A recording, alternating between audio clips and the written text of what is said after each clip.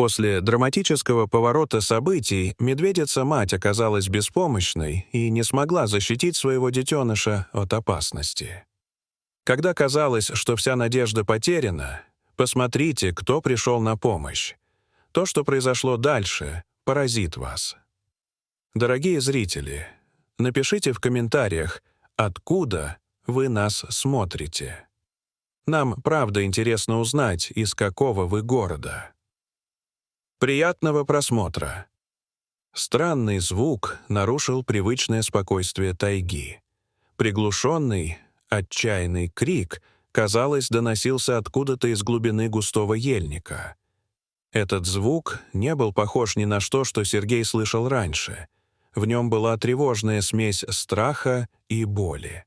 Сергей приостановил свой обычный обход территории и насторожился, пытаясь определить направление звука. Казалось, он доносится со стороны старого бурелома у края заболоченной низины.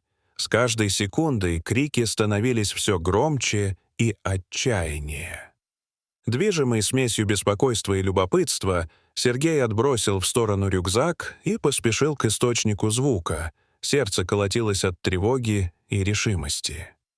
Чем ближе он подходил, тем реже становились деревья, и крики звучали все пронзительнее. Продираясь сквозь последние заросли, он наткнулся на сцену, от которой перехватило дыхание. Там, в небольшой затопленной ложбине, медвежонок отчаянно барахтался в ледяной воде. Его попытки удержаться на поверхности становились все слабее. Глаза малыша были полны паники, он захлебывался, теряя силы. Сергей замер. Он знал, что медведи опасны, особенно когда напуганы или ранены, и что даже они не всегда уверенно чувствуют себя в воде. Он быстро огляделся. Где мать? И вдруг заметил слабое мерцание металла между деревьев. Подойдя ближе, он увидел медведицу. Ее передняя лапа застряла в браконьерском капкане, прикованном к толстому стволу старой ели. Глаза животного были расширены от боли и паники. Медведица рвала цепь, пытаясь вырваться, но каждый рывок лишь усиливал ее страдания. Все ее усилия добраться до тонущего детеныша были напрасны.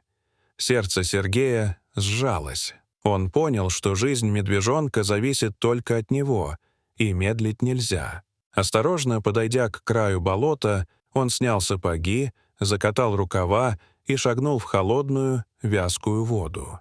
Каждый шаг по скользкому илу отдавался дрожью в теле. Вода оказалась глубже, чем казалось, но Сергей не сводил глаз с малыша. Протянув руку, он заговорил с ним тихо, успокаивающе. «Тише, малыш, все хорошо, я помогу». Медвежонок, услышав этот голос, на мгновение замер.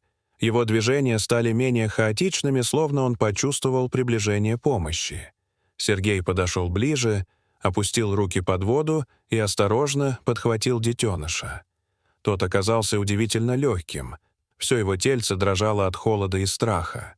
Мужчина вынес его на берег, прижимая к груди, чтобы согреть. Но уйти он не мог. Мать все еще оставалась в ловушке. Сергей подошел к ней медленно, стараясь не делать резких движений. Медведица следила за ним настороженно, но не нападала. Он осмотрел капкан, оценивая, как можно его открыть, не причинив вреда животному. В этот момент он услышал треск сухих веток и далекие голоса. Сердце Сергея сжалось. Браконьеры возвращались. Он быстро огляделся и, заметив густые кусты, осторожно уложил медвежонка внутрь, прикрыв его ветками. Сам спрятался за упавшим деревом, чтобы наблюдать. Через несколько минут показались двое мужчин. В поношенных куртках, с ружьями и капканами за плечами. Они громко переговаривались и смеялись, не подозревая, что кто-то рядом. «Проверим эту медведицу», — сказал один. «Шкура будет что надо».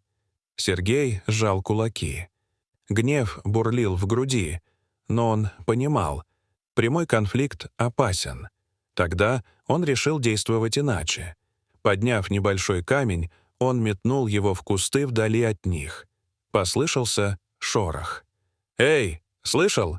— насторожился один из браконьеров. «Пойдем глянем», — ответил другой.